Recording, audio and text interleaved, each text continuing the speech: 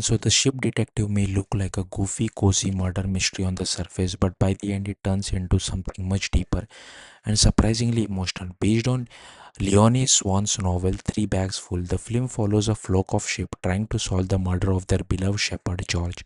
And while the mystery itself is entertaining, the real heart of the story is about grief, memory, and learning how to move forward after loss. The movie's big twist reveals that George Killer was actually Elliot Matthews all along. Throughout the film, Elliot presents himself as an eager reporter helping investigate the murder, constantly pushing suspicion towards Rebecca.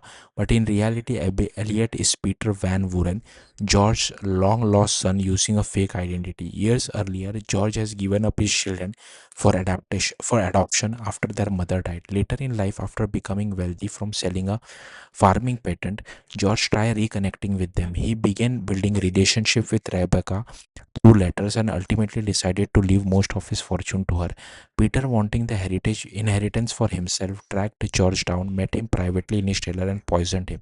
Then, pretending to be Elliot, he manipulated the investigation to frame his sister. The reveal works because the movie spends so much time making everyone else look suspicious.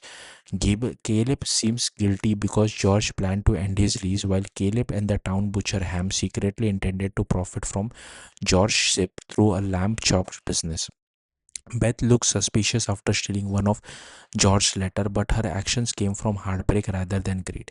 She had unresolved feelings for George and hid the letter because she couldn't accept that it was actually meant for Rebecca. Reverend Hillcoat also carries guilt because he helped arrange George's children adoption years earlier and later refused to help him search for them. All of this aspect helped distract from Peter while also reinforcing the movie's larger theme about selfishness, regret, and emotional isolation. Peter ultimately represents the darkest side of human nature, greed without empathy. In contrast, Rebecca chooses connection and compassion, staying behind to care for George's ship and preserve the life he once loved. But the emotional core of the ship detectives really belongs to Lily and the flock itself. The sheep's strange habit of forgetting painful things becomes central to the story. They avoid grief by convincing themselves that dead sheep simply turn into clouds. Lily initially accepts this comforting lie too, but George's death forces her to confront the reality of loss. That theme becomes even more powerful when Sebastian sacrifices himself to save Lily from Caleb's dog. For the first time, Lily truly experiences grief instead of burying it. Mopel helps her realize that remembering pain is also how you remember love. Forgetting Sebastian would mean losing him completely. The film also explores empathy through the treatment of the unnamed winter lamb, who has been ignored and orchestrated by the rest of the flock.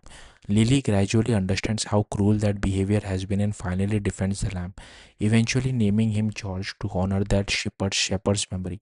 It's one of the movie's sweetest moments because it shows grief transforming into companionship instead of despair.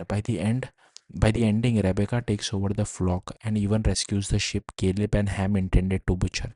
Life continues, but the characters are changed by what they have experienced. The movie's final message is that grief shouldn't be erased or avoided because remembering the people we have lost is part of keeping them alive. That's what gives the ship detective such an unexpectedly powerful emotional ending.